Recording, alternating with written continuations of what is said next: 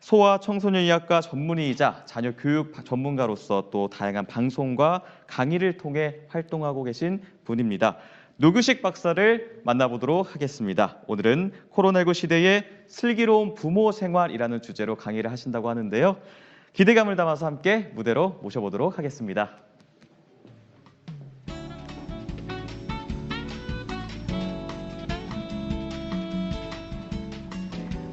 안녕하세요. 방금 소개를 받은 노규식입니다. 대전 또 그중에서 대덕구에 와서 여러분들을 이렇게 만나 뵙고 이런 뜻깊은 시간을 마련할 수 있어서 매우 영광스럽게 생각하고요. 또 오는 길의 발걸음이 무척 가벼웠습니다. 오늘 이 시간이 특히 봄이 되면, 해가 바뀌고 봄이 되면 초등학교에 자녀들을 보내는 예비 초등학교 부모님들이 많이 들으시고 주로 참여하실 거라고 제가 전에 들었는데요. 사실 정말 자녀 교육을 하면서 특히 그 아이가 첫째라면 지금이 가장 긴장되고 떨리고 또 그러면서 설레고 걱정되는 시간이 아닐까 합니다. 그래서 제가 오늘 약 한 1시간 정도 이 달라진 현재 상황, 코로나19 때문에 많은 것들이 달라졌죠. 저희 일상이. 그 일상을 어떻게 하면 좋을지, 특히 예비 초등학교 학생들을 앞둔 고연령대 아이들은 어떻게 하면 좋은지에 대한 이야기를 말씀드리도록 하고요. 또 아까 사회자님께서 말씀하신 것처럼 제 이야기가 끝난 다음에 여러분들이 정말 실제로 고민하시는 그런 질문들 많이 올려주시면 제가 최대한 성심성의껏 답변을 드리도록 하겠습니다. 그러면 지금부터 그 순서를 시작해 보도록 하겠습니다.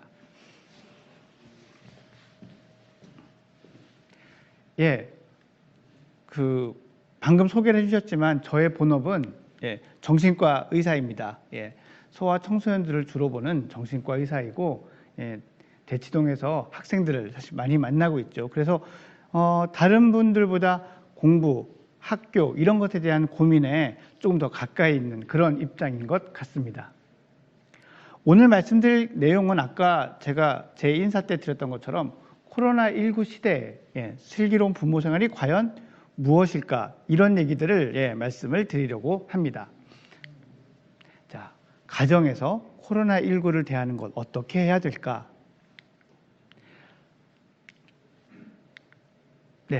사실 거실이라는 공간이 예전에는 그냥 편하게 쉬기만 하면 되는 그런 공간이었습니다. 그 안엔 즐거움이 있었고 따뜻함만 있으면 됐었죠.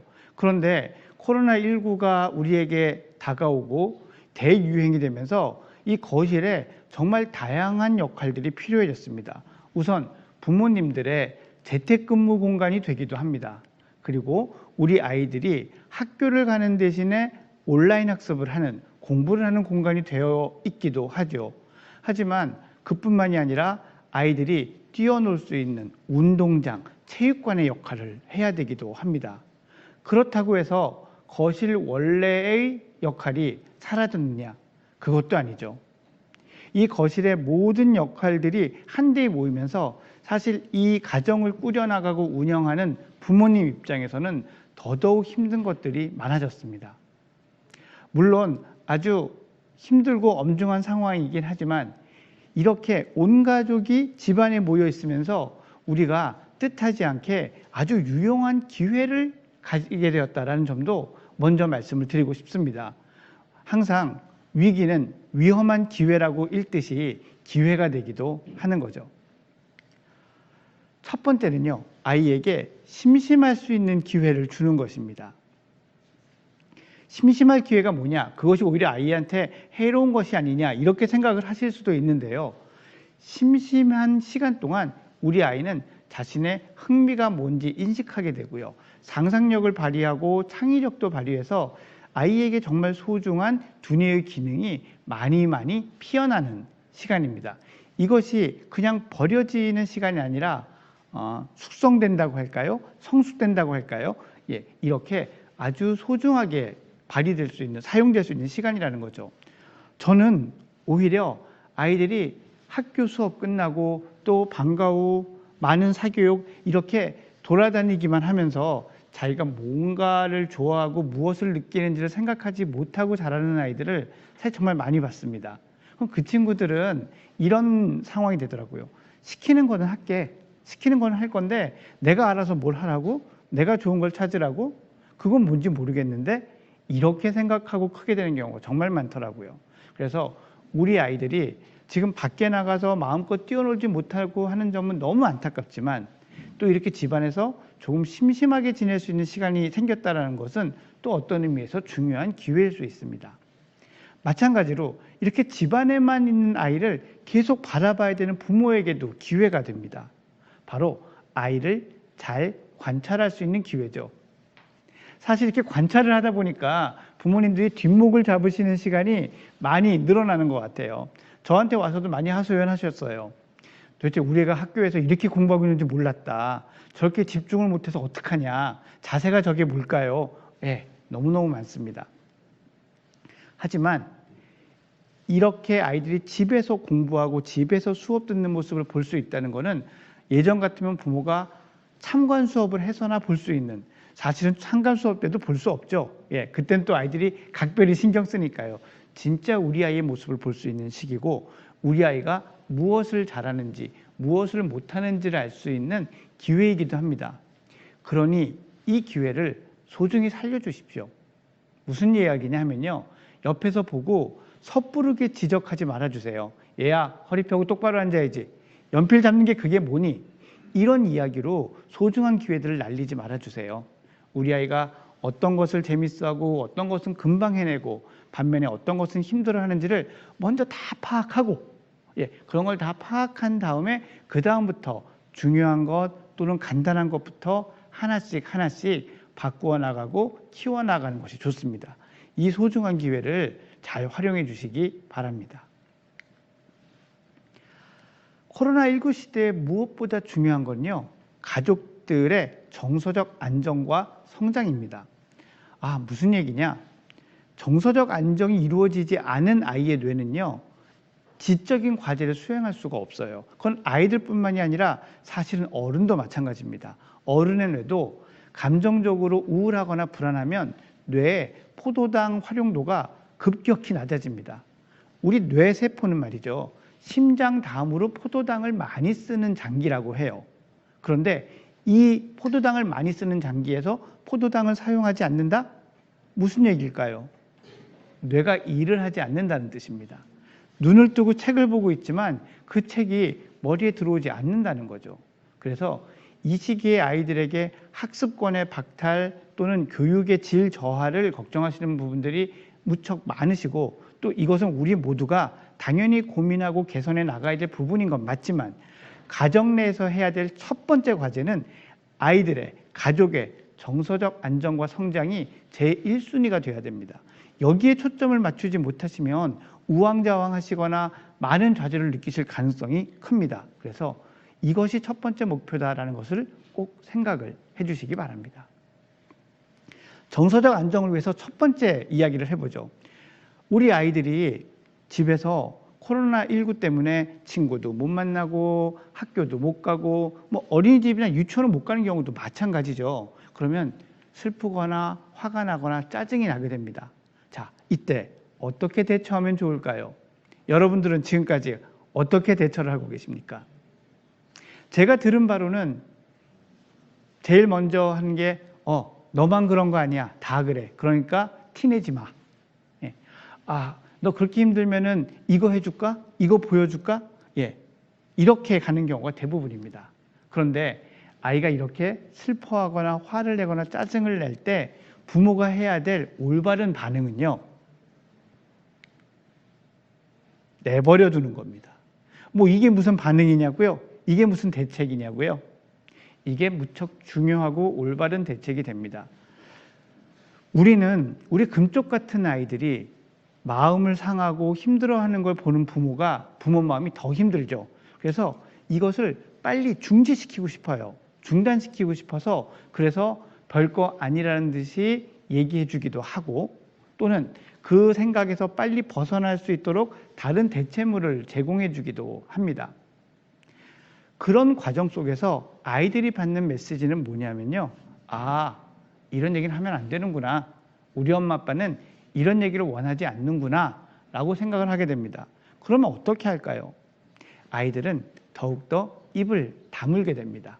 그리고 혼자서 그 두려움, 슬픔, 화를 사귀게 되는 거죠. 언제까지나 잘 사귈 수 있으면 차라리 나을지도 모릅니다. 하지만 어른들도 쌓아두면 문제가 되듯이 아이들도 이런 감정이 쌓여지면 문제가 됩니다. 어른들은 우울하다고 말이라도 할 수 있어요. 아이들은 그런 말을 하기가 더욱 어렵기 때문에 대개는 몸이 아픕니다. 머리가 아프거나 배가 아프거나 이상한 데가 아파요. 소아과 데리고 가봐도 검사해봐도 특별한 병은 없어요. 스트레스 받나 봐요 라고 의사 선생님이 말씀하시죠. 콩할 만한 게 무슨 스트레스. 요즘은 이 스트레스가 많고 이 스트레스를 말도 못하고 쌓아두면 점점 더 많은 문제들, 심리적, 신체적 문제들을 가져올 수 있습니다. 그래서 제일 먼저 해야 될 건 아이가 그런 것을 느끼는 게 당연하다는 것을 인식해야 돼요. 그래서 우리 아이가 먼저 부모한테 와서 코로나 때문에 애들 못 만나서 너무 힘들어. 코로나19 때문에 학교 안 나가니까 속상해. 라는 얘기가 되어야 돼요. 만약 아이가 그렇게 부모한테 얘기하고 있다? 여러분들은 그래도 잘하고 계시는 거예요.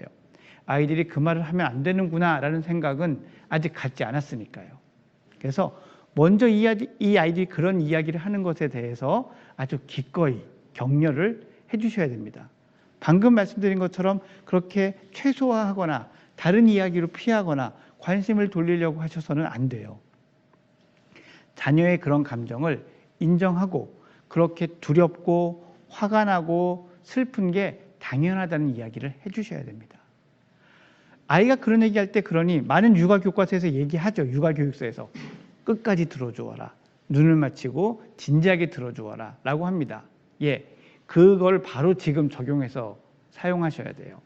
다른 일을 하시더라도 웬만큼 바쁜 일이 아니면 그 이야기를 잠시 하던 일을 멈추고 들어주십시오. 그리고 끝까지 들어주시면서 언제든지 또 얘기하고 싶으면 얘기해. 그렇게 슬픈 게 맞아. 당연해. 진짜 화나지. 라고 공감, 지지, 격려를 해주실 필요가 있습니다. 이렇게 해서 아이가 자꾸 얘기를 할 수 있으면 해결책은 없죠. 우리가 그렇게 얘기한다고 안 슬퍼질 수도 없고 화가 안 날 수도 없습니다. 하지만 그런 것 때문에 쌓이는 스트레스는 정말 많이 줄어들 수 있습니다. 자, 이렇게 들어주는 것만 말고 뭔가 좀 적극적인 걸 하고 싶다. 적극적인 걸 하고 싶을 때는 온 가족이 뭔가를 함께 하면 좋습니다. 자, 무엇을 가족들이 팀을 나눠서 하면 좋을까요? 여러분들은 뭐라고 생각이 드세요? 뭘 하면 좋을까요? 한 2가지 정도를 저는 추천드립니다. 첫 번째, 저녁 식사. 꼭 저녁이 아니어도 좋습니다. 점심이 가능하면 점심을 해도 되는데 가족끼리 팀을 나누어서 저녁 식사를 같이 만들어 주세요. 어떤 날은 아버지와 첫째가 또 어떤 날은 엄마와 막내가 이렇게 팀을 나누어서 할 수 있는 요리들을 간단한 것들을 해보는 거죠. 아마 이 얘기를 들으시는 순간 그런 생각들 하실 것 같아요. 아이고 알른이 죽지. 내가 하는 게 더 빠르고 낫지. 맞습니다. 어머님들이 주부님들이 하시는 것이 훨씬 빠르고 맛있고 깔끔해요. 그런데 지금 이거는 저녁 식사를 빨리 먹고 빨리 정리하고 무언가 다른 걸 하자. 이게 목적이 아니에요. 이렇게 집안의 일에 아이들이 참여하는 것, 그걸 즐겁게 준비하고 가족을 위해서 자기가 무언가를 하는 것, 또 코로나19 이전까지는 부모들, 어른들만의 영역이었던 것을 아이가 무엇인가를 한다는 것은 제가 뒤에도 말씀드리겠지만 아이들의 자기 효능감을 높여줄 수 있는 좋은 기회가 됩니다. 또 요리라는 게, 식사라는 게 정말 많은 자연과학적 지식을 담고 있습니다. 그것들을 아이들과 공유하는 것은 어쩌면 우리 부모님들이 그토록 걱정하고 바라시는 그런 아이들로 키우는, 그런 두뇌 개발을 하는데 도움이 되는 좋은 활동일 수 있습니다. 또 하나는 여러분들이 아마 예상하셨을 질문인 것 같아요. 답변인 것 같아요. 게임을 같이 해주십시오. 물론 여기서 이 게임은 비디오 게임이나 스마트폰 게임을 이야기하는 것은 아닙니다. 뭐 보드게임이라든지 윷놀이라든지 이런 민속놀이 또는 가족이 모여서 뭔가 같이 보면서 할 수 있는 그런 놀이를 이야기를 하는 거죠. 물론 뭐 제가 특정 브랜드를 말씀드릴 수는 없습니다만 그렇게 그 기구를 가지고 상호작용하면서 할 수 있는 놀이들도 있죠. 코로나19 시대엔 그것도 나쁘진 않습니다. 하지만 온 가족이 서로 눈을 맞추면서 마주보면서 놀 수 있는 것, 이것이 가장 좋기는 합니다. 그러면 이거를 맨날 해야 돼요? 맨날 할 수 있으면 좋습니다. 하지만 다 바쁘고 힘들고 그런 상황들이 있잖아요. 그러니까 전문가들의 그 견해를 쭉 종합해 보면 그래도 일주일에 2번은 이런 활동을 하는 날이, 시간이 있으면 좋다는 거죠. 그러니 뭐 주말, 지금 이제 토요일 오전이긴 합니다만 이런 주말에 점심, 저녁은 같이 식사를 좀 나눠서 준비해보고 또 주중에 하루 이틀 정도는 저녁에 이렇게 같이 모여서 게임하는 시간을 만들고 하는 것들이 정말로 도움이 된다는 거죠. 그래서 이것이 이런 놀이들이 제가 이렇게 요즘 보면 지자체에서 많은 이 사례들을 올려놓고 있어요. 그러니까 이런 놀이도 좋아요. 이런 놀이 같이 해보세요. 이렇게 하는 것들이 있거든요. 그러니까 한번 검색해 보시고 찾아보시면 아, 이런 놀이도 있구나 하고 해보시고 또 더 좋은 건 아이들한테 보여주면 더 좋죠. 어떤 거 할래? 이것 중에 너네가 골라봐. 이렇게 해서 할 수 있으면 더 재밌는 놀이를 할 수 있습니다. 자, 초등학교 입학을 하면 아마 제가 생각하기에는 이번 3월까지는 이 온라인 학습, 비대면 수업이 같이 최소한 병용이 될 거라고 생각을 합니다. 그리고 상황이 조금 나빠진다면은 꽤 그 기간이 길어질 수도 있습니다.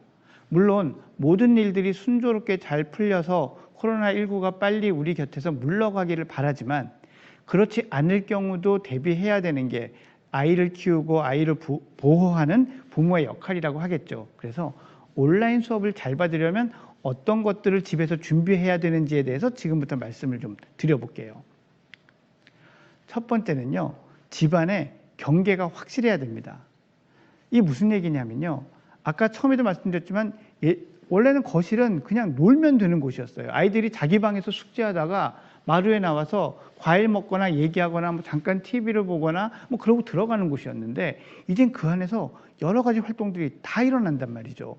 그렇기 때문에 우리 사람에게 정확하게는 우리 뇌에 많은 혼란을 줍니다. 우리 뇌가 말이죠, 공부를 할 때 딱 이 책의 내용만 보는 게 아니에요. 우리 뇌의 한쪽 영역은 이 주변의 환경에 대해서 또 내가 입고 있는 옷에 대해서 내 옆에 있는 사람에 대해서 모두 그 정보들을 가지고 있습니다. 그래서 학교나 뭐 독서실, 도서관 같은 데 가면 공부가 좀 잘 되는 게 우리 뇌가 어느 정도 준비를 하는 거예요. 아, 이곳에선 계속 내가 책을 봤었지, 이곳에선 내가 선생님 말씀을 잘 들었었지가 되는 거예요. 근데 집에서는요, 집에서 그런 기억이 없거든요. 내가 하고 싶은 대로 누워있기도 하고 엎드려 있기도 하고 엄마 말 흘려듣기도 하고 마음대로 하던 공간인데 이제 갑자기 공부를 해야 됩니다.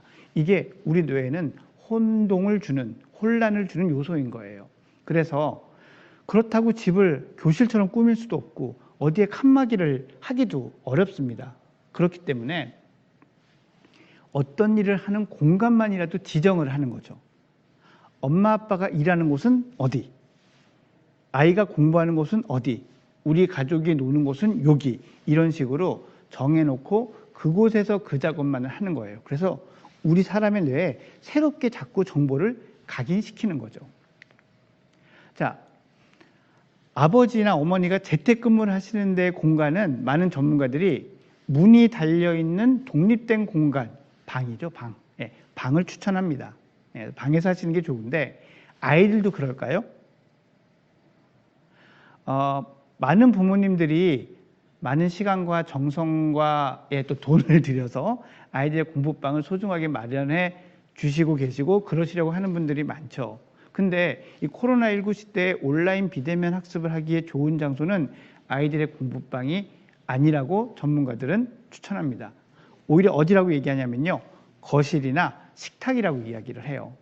무슨 말씀이세요? 그러면 제가 왔다 갔다 하고 뭐 동생이나 형 왔다 갔다 하고 이러는데 정신없어서 어떻게 해요? 사실 그만큼의 정신이 없는 게 오히려 각성작용을 줄 수 있어요. 자, 제가 아까 공간에 대한 이야기를 했지만 아이들은 학교에서 선생님과 상호작용하고 옆에 친구들이 같이 있는 상황에서 공부를 합니다. 그것은 아이들에게 소외감이 아니라 유대감을, 집중을 시켜주는 그런 역할을 하거든요. 이전까지의 공부방은 그런 수업, 그런 방과 후 수업, 때로는 학원 이런 걸 마치고 와서 몇 시간 거기서 딱 집중해서 공부하고 거실에 나와서 쉬는 것이었어요. 그런데 그 방에 하루 종일 있다는 것은 아이들에게 많은 외로움을 주고 소외감을 줄 수 있습니다. 그래서 아이들이 늘어지는 거예요. 지루해지는 거예요. 그래서 안 그래도 몰입도가 떨어지는 비대면 강의를 하다가 그렇게 외로워지면 다른 길로, 다른 재미있는 인터넷의 길로 빠지기가 더 쉬운 거죠. 그래서 온라인 학습을 하기에 제일 좋은 곳, 거실이라고 볼 수 있고요. 이렇게 지금 화면에 보시는 것처럼 아버지가 일하시는 곳 옆자리, 이거 아주 괜찮습니다. 물론 주의사항은 있습니다. 제가 아까 말씀드린 것처럼 야, 연필 똑바로 잡아, 글씨 좀 잘 써라, 허리 안 필래? 이런 얘기 하지 마십시오. 오히려 우리 아이가 했으면 하는 그 모습 그대로 부모님이 옆에서 일을 하는 모범을 보여주십시오. 그게 느리더라도 아이들이 더 확실히 배울 수 있는 길입니다. 경계는 물리적 경계만을 이야기하는 것이 아닙니다. 공간적 경계만을 이야기하는 것이 아니고 이 시간의 경계도 확실히 해야 합니다. 우리는요, 코로나19 때문에 많은 사람들이, 가족들이 집에 있으면서 이게 헝클어진 경우를 많이 봤어요. 뭐냐면 지금이 공부할 때인지 누워 자도 되는 때인지 엄마 아빠랑 같이 놀아야 될 때인지 이런 것들에 대한 구분이 희미합니다. 이때까지는 그런 것들을 구분하려는 노력을 할 필요가 없었어요. 온 가족이 다 같이 집에 있는 주말은 좀 노는 때였거든요. 근데 이제 그 시간에 수업도 들어야 되고 과제도 해야 됩니다. 그런 아이가 되려면은 우선 아이가 지금 이때가 놀아도 되는 때인지, 나 혼자 뭘 해야 되는 때인지, 엄마 아빠랑 뭘 같이 해야 되는 때인지 이런 것들에 대한 구분을 할 수 있어야 돼요.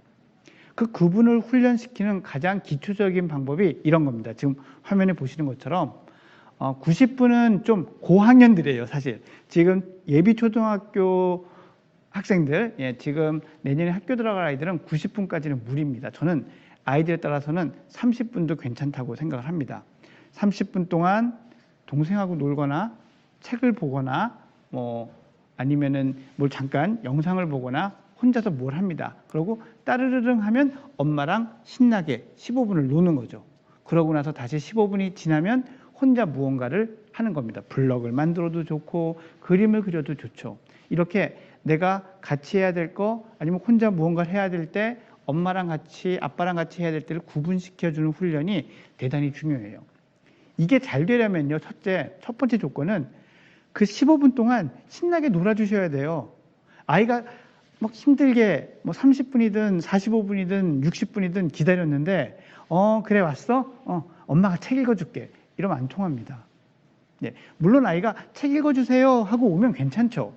그런데 그게 아니라 엄마가 놀이를 제안하는 거는 보상을 확 꺾게 됩니다. 그러니 아이가 원하는 거를 신나게 정말 그 15분을 열정적으로 놀아주셔야 돼요.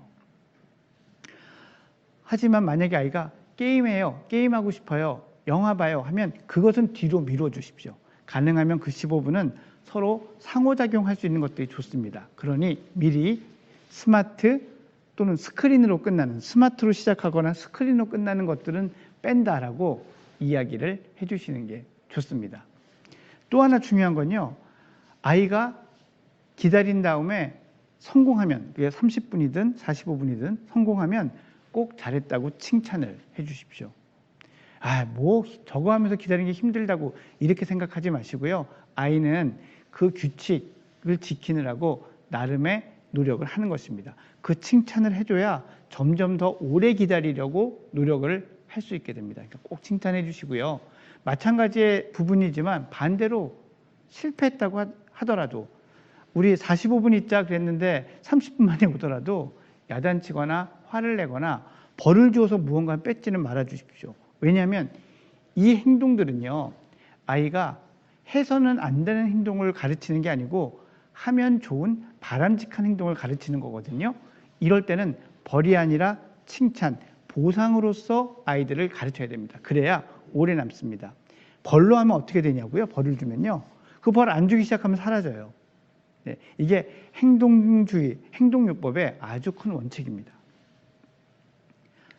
자, 이렇게 정서를 안정시키고 즐거움을 주고 그다음에 시간의 경계, 공간의 경계를 만드는 작업이 되면 이제 우리는 일상의 새로운 루틴을 만드는 작업을 해야 됩니다. 코로나19 얘기하면서 많이 따라 나왔던 말이 뉴 노멀이에요. 새로운 기준, 새로운 보통. 예, 사실 코로나19 시대를 어떻게 잘 지낼 수 있느냐, 아이를 잘 키울 수 있느냐는 이 새로운 일상의 루틴을 얼마나 빨리, 얼마나 효율적으로 할 수 있느냐에 달려 있다고 할 수 있습니다. 그래서 앞에 그 기본적인 것들이 되었다고 한다면은 이제 일상의 루틴을 만드는 작업으로 들어가 보도록 하죠. 하기 전에 먼저 이 말씀부터 드려야 돼요. 코로나19 이전과 같이 아이들이 시간을 보내고 할 것이라는 것은 매우 비현실적인 예측입니다. 우리 아이들은 그 이전보다 늦게 일어날 것이고요. 공부도 적게 할 거고요. 운동이나 바람직한 활동도 적게 할 겁니다. 대신 인터넷을 하고 게임을 하는 시간은 늘어날 수밖에 없습니다. 이것 자체를 부정해서는 좋은 결과를 내기가 어렵습니다. 이것을 비현실적인 것을 이루려고 너무 열심히 시도를 하고 아이들을 푸시하다 보면 정서적 안정이라는 것이 허물어지고 관계가 더욱 나빠지게 되는 거죠. 그래서 이런 부분에 대한 현실적인 기대, 현실적인 수준의 어떤 인식은 반드시 필요합니다. 물론 그래도 루틴은 필요합니다. 제가 지난 가을에 모 방송국에서 그런 프로그램을 같이 했었어요. 코로나19 이전까지는 잘 지내던 애들이 코로나19 이후에 완전히 무너진, 그 학교도 수업도 안 듣고 등교 수업도 잘 못 나가고 숙제도 안 하고 중학생들이었는데 학원도 안 가고요. 예. 근데 그렇게 된 이유를 이렇게 보면은요, 루틴이 확 다 무너져 버린 거예요, 일시에. 그리고 그 자리에 새로운 루틴을 넣어주지 못해서 생긴 그런 일들이었습니다. 그럼 루틴이 왜 그런 역할을 해주냐면요, 이 루틴이 있으면 스트레스에 대처하고 스트레스에 대해서 회복하는 힘, 회복력을 갖는데 큰 도움을 줍니다. 루틴이 없으면 마음 더 편한 거 아니냐, 아무것도 할 게 없는데 이게 그렇지가 않아요. 이렇게 생각해 보시면 이해가 되실 것 같아요. 부모가 너무 하나하나 시키고 결정하고 지시하는 그런 권위주의적 부모 안 좋다고 하잖아요. 반대로 그래, 모든 건 네가 알아서 해, 너가 선택해서 해, 네 마음대로 해, 이런 민주적 부모도 아이들에겐 좋지 않습니다. 왜냐하면 이 아이들은 아직 그 모든 것을 결정할 만큼 능력이 있지를 못하거든요. 그러니 때로는 조언도 필요하고 도움도 필요하고 한계도 필요합니다. 오히려 그런 게 있을 때 아이들이 더 편안해요. 한계가 없어지면요, 그 아이가 어떤 아이로 크냐면요, 불안한 아이로 커요. 그래서 너무 많은 가이드라인이 있는 거는 답답하고 힘들지만 가이드라인이 하나도 없어지면 그게 오히려 불안해지고 스트레스가 높아집니다. 그래서 집안에서도 이전과는 달라져야 하지만 루틴은 필요합니다. 그 새로운 루틴을 만들어야 된다는 말씀을 드리는 거죠. 그래서 언제 놀면 되고 언제 공부하면 되는지 알면 안정감이 더 커지는 거예요. 물론 아이랑 의논해서 만들면 가장 좋습니다. 근데 오늘 이 방송을 보시는 어머님들, 이 초등학교를 들어가려고 준비하고 있는 아이들한테는 조금 무리예요. 이 이야기는 제가 생각하기엔 만 10살, 초등학교 4학년 정도일 거고 차이가 좀 있겠지만 그 연령대 정도부터가 적절합니다. 그 전까지는 좀 제안도 해주시고 의견도 물어가면서 또 하는 걸 보고 힘들면 조금 낮춰져 가면서 이렇게 부모 주도적으로 하실 필요가 있습니다.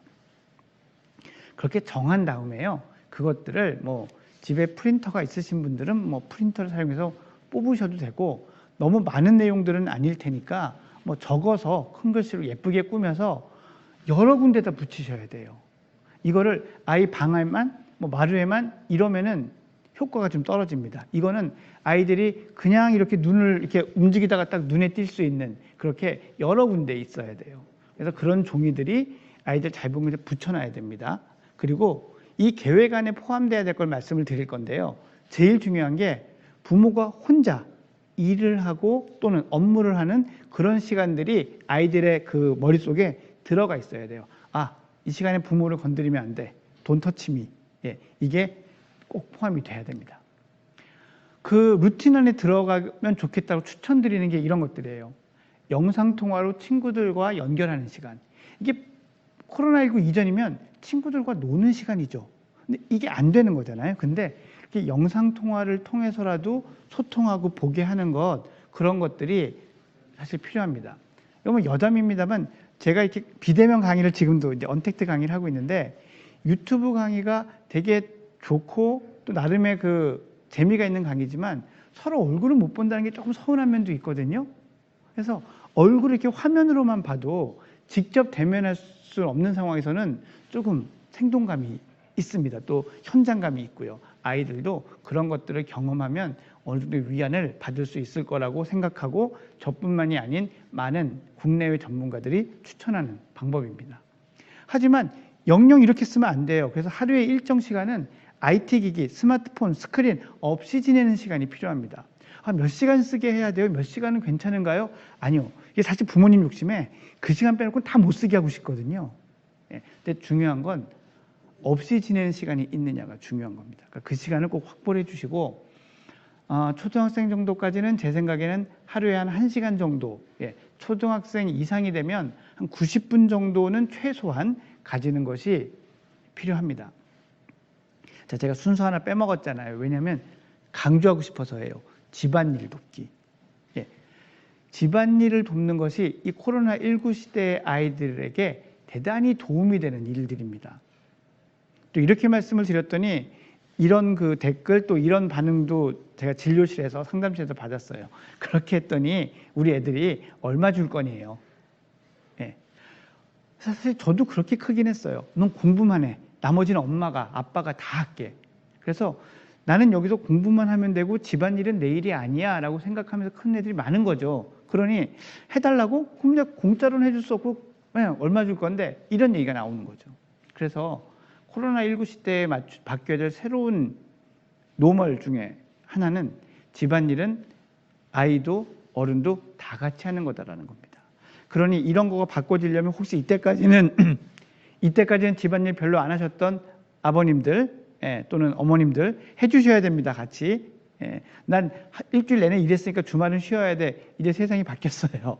예, 재택근무하는 시대가 온 것처럼 집안의 일도 같이 참여해 줘야 됩니다. 그리고 아이들도 같이 참여해야죠. 그럼 이렇게 참여하면 아이들한테 무슨 좋은 점이 있느냐? 첫 번째는요, 자기 효능감, 자존감이 올라가요. 이전까지는 어른들이 하는 일이었는데 이제 나한테도 일이 떨어지기 시작하는 거죠. 그러니 너무 쉬운 일, 시시한 일들만 시켜가지고 그 효과가 적어요.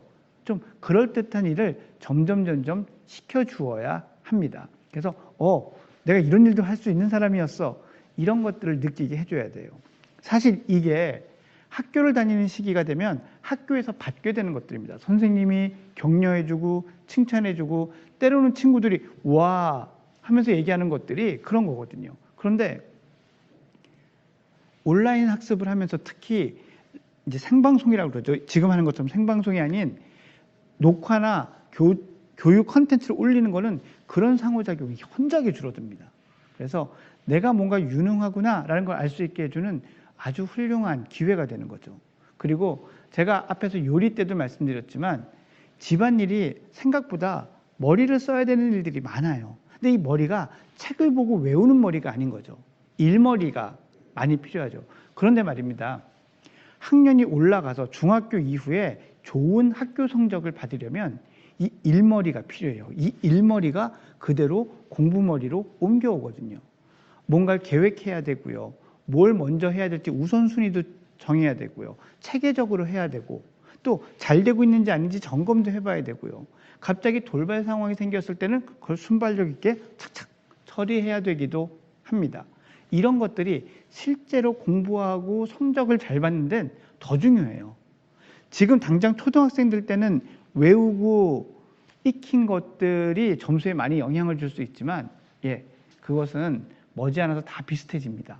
그렇기 때문에 지금 일머리, 집안 일머리를 키우는 게 공부머리와 많이 연결된다는 것도 꼭 기억해 주십시오. 노파심에서 두 가지만 덧붙이고 싶습니다. 하나는 또 제가 많이 받는 질문이에요. 몇 시쯤 일어나야 돼요? 근데 이게 일어나는 시간이 아침형 인간이 있고 올빼미형 인간이 있지 않습니까? 근데 이게 많이 사실 타고나요. 예. 습관에 따라서 바뀔 수는 있지만 그 사람한테 제일 편한 거는 정해져 있다고 하거든요. 그리고 대개는 아이가 부모님 중에 한 분과 닮을 가능성이 많아요. 그러니 온 가족이 모처럼 편안하게 부드럽게 잘 수 있는 시간을 정하시면 돼요. 단 정해져 있는 게 중요해요. 그냥 잘 때까지 푹 자고 일어나가 아니라 이 시간쯤에는 일어난다가 정해져야 됩니다. 그게 가족마다 체질에 맞으면 되는 거예요. 두 번째 노파심은 뭐냐면요. 이제 이렇게 말씀드리면 또 열심히 하시려고 일어난 시간부터 시간대별로 계획을 다 적으시려고 하시는 분들도 계세요. 근데 제가 말씀드리는 건 그걸 말씀드리는 게 아니에요. 시간대별 계획이 아니라 하루에 언제 무엇은 꼭 한다는 루틴. 저희가 삼시세끼 이런 말 하잖아요. 하루에 3번 밥 먹는 건 루틴이잖아요. 이런 것처럼 정해진 무언가를 이렇게 만들어 놓자는 거죠. 오전에 이 시간에 일어나. 이 시간쯤엔 밥 먹어. 오전 이 시간엔 운동을 해. 점심 때는 이때는 책을 읽어. 뭐 이런 것들이요. 그 사이사이에 자유시간 있어도 됩니다. 뭘 할지 매일매일 바뀌는 시간 있어도 돼요. 그것들을 다 정하고 그 시간대대로 움직이려고 해서 아이도 스트레스, 여러분들도 스트레스 받지는 마십시오. 자, 제가 드리고 싶은 팁 하나는 이런 거예요. 잠자리 애들이 일어나잖아요. 그러면 옷을 갈아입고 아침을 먹게 하십시오. 물론 아침을 먹은 다음에 옷을 갈아입어도 돼요. 근데 왜 갈아입으라고 하냐면 우리 뇌에다가 신호를 주는 거죠. 자, 이제 자는 시간 아니야? 이제 이 옷을 입고 뭔가 규칙에 따라서 정해진 걸 따라서 해야 되는 때야 라는 걸 가르쳐 주는 거예요. 초등학교에 입학하는 애들은 사실 이것부터 배워야 하는 것이기도 합니다. 근데 초등학교를 다니던 아이들은 이렇게 옷을 갈아입는 것만으로도 그런 신호를 받기 시작하는 거예요. 왜 아침을 먹고 하라고 하느냐? 아침 흘리면 또 갈아입어야 되는데 이거 약간 이제 실행을 해보니까 그런 건데요. 아침을 먹고 갈아입으라고 하니까 갈아입는 데까지 시간이 늘어져요. 좀만 더 있다가 좀만 더 있다가. 근데 아침 먹기 전까지 딱 하면은 서로가 분명하거든요. 그러니까 옷을 갈아입을 수가 있더라고요. 그래서 아침 먹고 옷을 갈아입고 아침 먹고 온라인 수업을 하는 이러한 루틴을 하면 더 좋겠다라고 저는 생각을 합니다. 그 다음에 강조하고 싶은 건요. 독서를 하는 것을 많이 강조를 해 주십시오. 이 코로나19 이 상황에서 시간적, 공간적 제약을 뛰어넘고 많은 것들을 경험하게 하는데 참 더욱더 유익한 게 전 독서라고 생각을 합니다. 영상 보면 안 되나요? 지금 이 방송이 송출되고 있는 유튜브에 유익한 게 정말 많은데요. 정보를 제공하고 아이들의 관심을 끄는 데는 이런 시청각 자료가 분명히 도움이 되는 면이 있습니다. 하지만 글로 쓰여진 것을 읽고 뭔가 생각을 하게 되고 느낌을 갖게 되고 그 느낌을 표현하는 이 과정은 아이들의 언어적 인지 능력 발달에도 매우 중요할 뿐만 아니라 사고력을 키우는 데도 무척 도움이 됩니다. 어머 선생님, 그러면 지금 빨리 한글을 가르쳐서 책을 읽게 해야 되겠군요. 글쎄, 오후에 또 초등학교 교사로 많은 경험을 하신 선생님께서 여러분께 또 실질적인 것들을 말씀해 주실 거라고 제가 알고 있고 기대를 하고 있습니다. 그래서 거기에 대해서 막 장황한 말씀은 안 드리겠는데요. 제가 경험한 걸 한 가지만 말씀드릴게요. 글자를 빨리 뗐다고 책을 좋아하지 않습니다. 한글을 읽으니까 이제 책을 읽겠지? 부모 마음이고 부모의 바람이에요. 절대로 안 그래요. 한글은 다 읽어도 책 안 보고 만화 보거나 애니메이션 보고 싶어하고 엄마한테 책 읽어달라고 하는 게 지금 나이대의 아이들입니다. 저는 많이 읽어주시라고 권해드리고 싶습니다. 독서를 하는데 충분한 책을 읽는 능력이 부족한 그런 아이들은 부모님이 많이 읽어주시면 돼요. 읽어주실 때 그냥 무미건조하게 읽어주지 마시고요. 어떤 분들은 그래야 읽기 독립이 된다던데 라고 생각하시는 분도 있더라고요. 깜짝 놀랐습니다. 저는 그렇게 생각하지 않습니다. 오히려 책이 재밌다라는 걸 알아야 그 책을 나중에 혼자 읽고 싶어지는 거거든요. 그러니 재밌게 많이 읽어주시기 바랍니다. 온라인 학습을 실제로 시작해 보면, 죄송합니다. 왜 움직였을까요? 잠시만요. 화면이 계속 올라가고 있는데 제 컨트롤이 안 되고 있어요.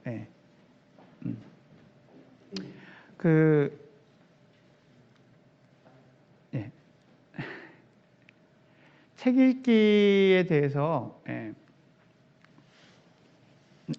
이것도 아니에요. 이제 그게 되네요. 요 얘기를 해야 됩니다. 온라인 학습에 대해서 또 얼마나 많이들 궁금하시겠어요. 잠시 진행이 고르지 못한 점 양해 부탁드립니다. 이게 또 유튜브 온라인 방송 생방송의 재미죠. 자, 실제로 온라인 학습 해보면요, 아이들이 그 앞에 잘 앉아있기가 어렵습니다.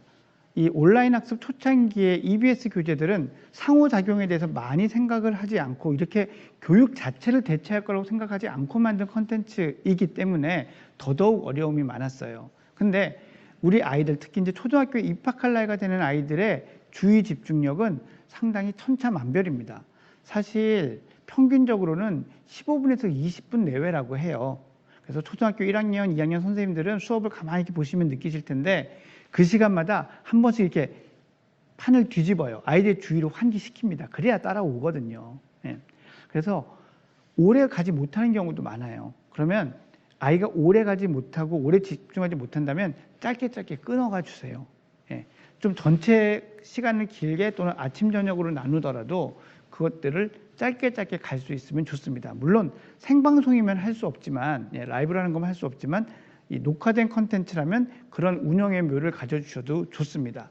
그럼 얼마나 짧게 끊어야 돼요? 아이가 힘들이지 않고 견딜 수 있는 시간까지 줄여주셔야 돼요. 왜? 그래야 온라인 학습을 하려고 모니터 앞에, TV 앞에 앉는 것을 두려워하지 않습니다. 그래서 내가 이거 쉽게 할 수 있어 라고 생각하고 앉은 그런 상태에서 조금씩 늘려가 주셔야 돼요. 그리고 아마 이 부분에 대해서 초등학교의 선생님들도 많은 고민과 토의와 연구가 이루어지고 있을 텐데 이렇게 따라오기 어려운 아이들을 어떻게 하면 좋을지에 대해서 선생님하고 긴밀하게 상의를 해 주십시오. 사실 지금 제가 드리는 이 말씀도 어떻게 여러분들이 받아들이고 따라오고 계신지 제가 지금 알 수가 없어요. 현장에 계시면 얼굴 표정이라도 보이거든요. 근데 안 보인단 말이죠. 선생님들도 그러실 거예요. 줌 켜놔도 줌 화면에 얼굴 다 이렇게 보이고 얌전하게 앉아있는 아이가 몇 명이나 될 것 같으세요. 그리고 아이들이 막 떠들기도 하고 주변에 생활 소음도 있기 때문에 마이크도 끄라고 하는 경우가 많거든요.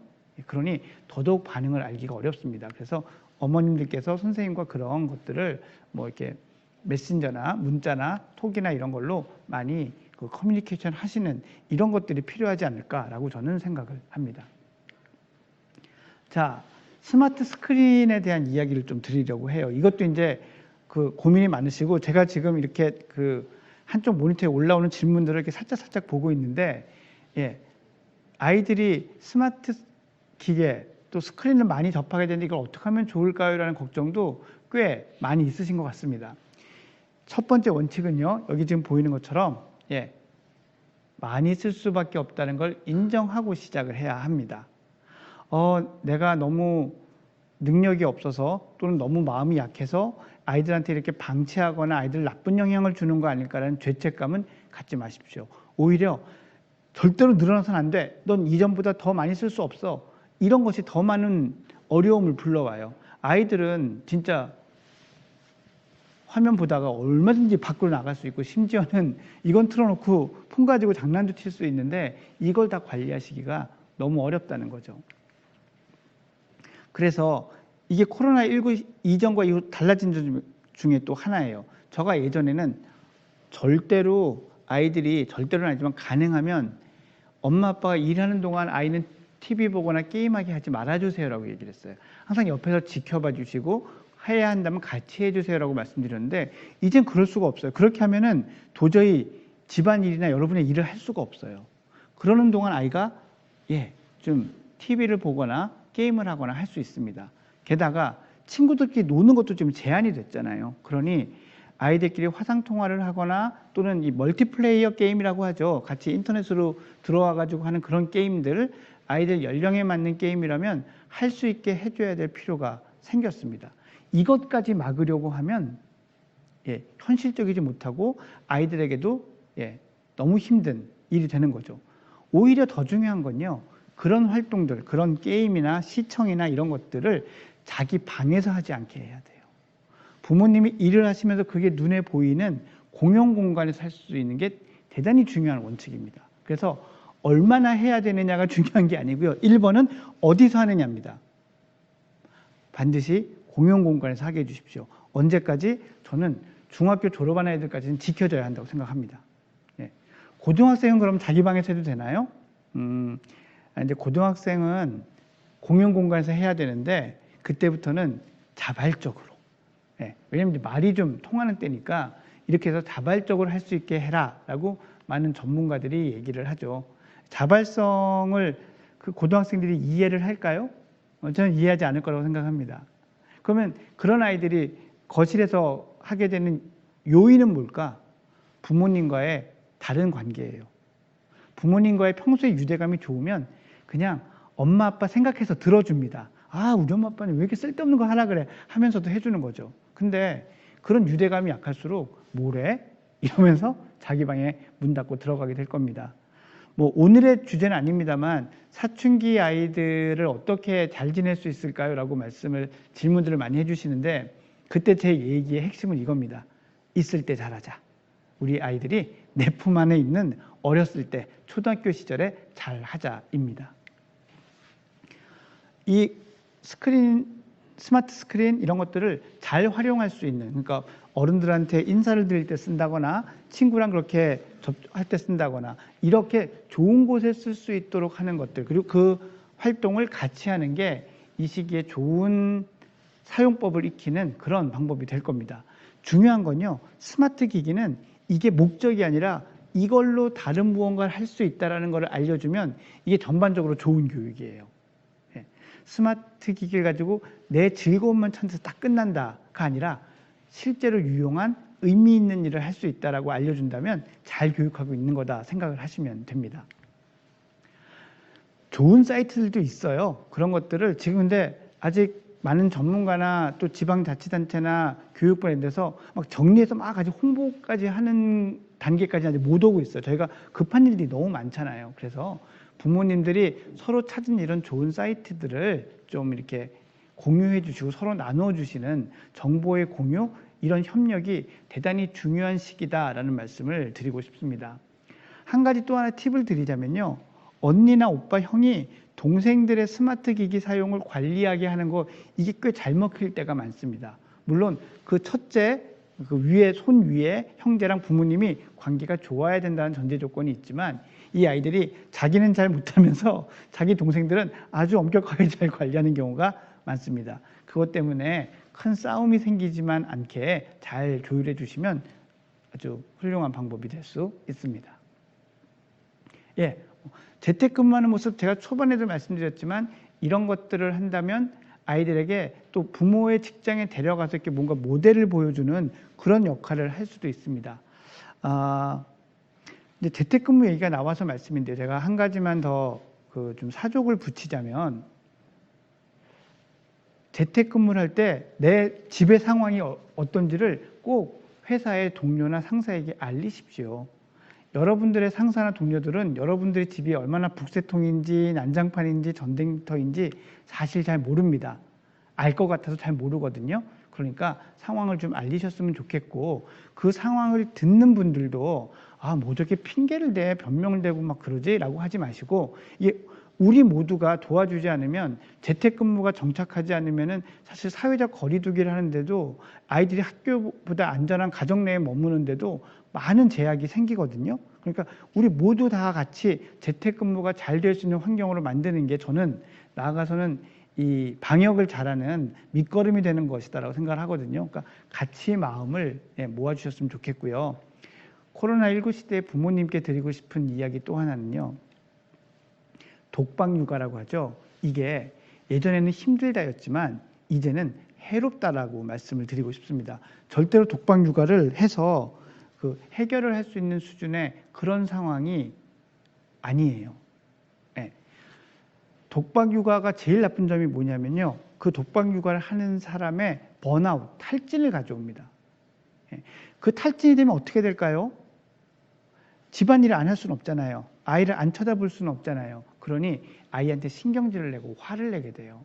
그래서 코로나19가 이게 대유행을 하면서 등교가 중지되고 재택근무 이런 것들이 좀 많이 활성화되면서 가정 내에서 부모들의 화, 뭐 좀 거창하게 표현하면 아동폭력이라고 할 수 있고 가정폭력이라고 할 수 있는 것들이 늘어난다는 보고 늘어난다는 기사를 저도 접하고 있습니다. 이게 지금 부모님의 마음이 관리가 안 돼서 그렇거든요. 부모님의 마음을 관리할 수 있는 가장 확실하고 좋은 방법을 알려드릴게요. 뭐냐면 혼자만의 시간을 갖는 겁니다.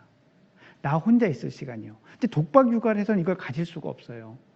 5대5로 키우자는 게 아니라 엄마가 또는 아빠가 아이를 키울 때 아빠 혼자 있을 수 있는, 엄마 혼자 있을 수 있는 시간을 조금이라도 줘야 된다는 거죠. 그럼 도대체 얼마나 조금 주면 되느냐? 전문가들은 이렇게 얘기합니다. 혼자만의 시간으로 효과가 있는 활동 1번 산책. 동네 한 바퀴나 아파트 단지 한 바퀴 도는 이 정도의 시간. 그것도 안 된다면 여러분이 과거에 하셨고 여러분의 자녀도 어쩌면 곧 하게 될 사춘기 아이들 많이 하죠. 화장실에 들어가서 있기, 샤워.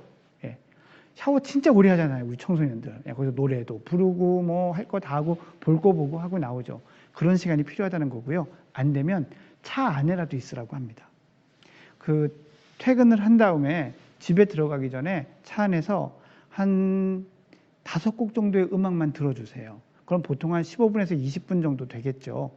이 시간 동안 여러분들이 하셔야 될 일은 밖에서 있었던 일에 대한 거 다 지워내고 안에서 해야 될 것에 대한 걱정도 덜어내고 정말 편안하게 뇌의 상태로 보면 알파파가 나오는 그런 편안한 상태로 만드신 다음에 들어가셔야 돼요.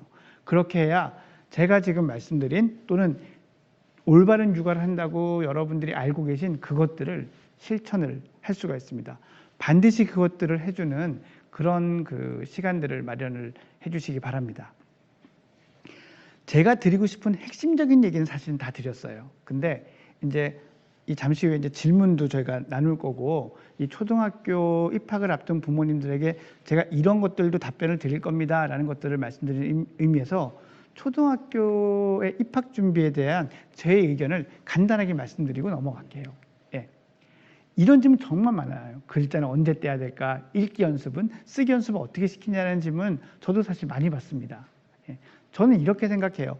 인지 발달적으로 봤을 때 만 6세경부터 한글 배우기를 할 수 있는 게 평균입니다. 늦어도 빨라도 입학 한 달 전쯤부터 시키는 게 전 가성비가 제일 높다고 생각해요. 저걸 빨리 배운다고 제가 아까 말씀드렸죠. 책 빨리 읽지 않습니다. 통글자부터 가르치는 게 좋으냐 분석해서 가르치는 게 좋으냐 여기도 사실은 의견들이 많은데 제 견해는 통글자부터 가르치는 게 좋다라고 생각을 합니다. 그리고 맞춤법 강조하지 마세요. 그럼 글 쓰는 거 싫어합니다. 영어 쓰는 거 똑같죠. 우리가 생각하면. 또 하나 중요한 건 어렸을 때는요. 언어 발달이 쓰기나 읽기보다는 듣기와 말하기로 이끌어지거든요. 그러니까 읽기와 쓰기는 사춘기 청소년기에 가서 언어 능력을 더 심화시키기 위해서 필요한 기초 작업이고 지금 이 나이 때 초등학교를 들어가는 나이 때 역시조차도 이 아이의 언어는 듣기와 말하기로 성장합니다. 그러니 많은 대화 이런 것들이 필요한 거죠. 책을 읽어주는 것 정말 좋은 연습이 되고요. 읽기 시작하면 한 단어씩 번갈아 읽어도 되고 한 문장씩 번갈아 읽어도 되고 한 페이지씩 번갈아 읽어도 됩니다. 아마 이 얘기는 뭐 인터넷이나 다른 전문가들한테도 많이 들어보셨을 것 같습니다. 그리고 저 정말 많이 보는데요. 이 학교 선생님께서 뭐라고 말씀하실지 모르겠지만 저는 필수는 강조 안 했으면 좋겠어요. 우리도 안 지키잖아요. 근데 아이들한테 꼭 연습을 시키고요. 글씨 쓰는 거 싫어하게 되는 아이들이 되게 어떤 경우가 많냐면 소근육 발달이 느려서 힘들어하는 애가 많아요. 그러니까 손이 아프고 오래 걸리니까 싫어하는 거죠. 그때 글씨를 연습시키는 것보다는 차르기라든지 종이 자르기 이런 활동을 먼저 시켜주는 게 더 좋은 접근이기도 하고요. 저는 학교 선생님들하고도 좀 이렇게 소통하셔서 이 아이가 이 손의 미세한 근육이 발달할 때까지는 좀 더 간단한 활동인 타이핑을 쳐서 숙제를 내는 것도 좀 허락이 됐으면 좋겠어요. 예, 이런 것도 우리가 적극적으로 도입하면 좋을 것 같습니다. 초등학교 1학년 가는데 뭐가 제일 중요하냐? 저는 체력이라고 생각하고요. 1번. 두 번째가 사회성이라고 생각을 합니다. 인사 잘하고 몸 튼튼한 것, 이것이 초등학교 생활을 잘하는 데 있어서 가장 중요한 요소라고 생각을 하고요. 뭔가 좀 부족한 게 있어도 초등학교 1학년 때는 쉽게 바뀝니다. 이게 중학교 가면은 좀 굳어져서 어려운 것들이 있거든요. 그러니 뭐 미리 다 갖춰서 보내야 된다고 생각하시기보다는 어렸을 때 가서 아이가 하나하나 발전해 나갈 수 있도록 그렇게 키워주시면 감사하겠습니다. 뭐 제가 드린 말씀이니까 이것들은 다 넘어가도록 하겠습니다. 근데 혹시 온라인 질문에는 이런 질문 주셔도 제가 다 답변을 드리도록 하겠습니다. 건강에 대한 말씀 다시 한번 강조를 드립니다. 제 이야기는 여기까지입니다. 감사합니다.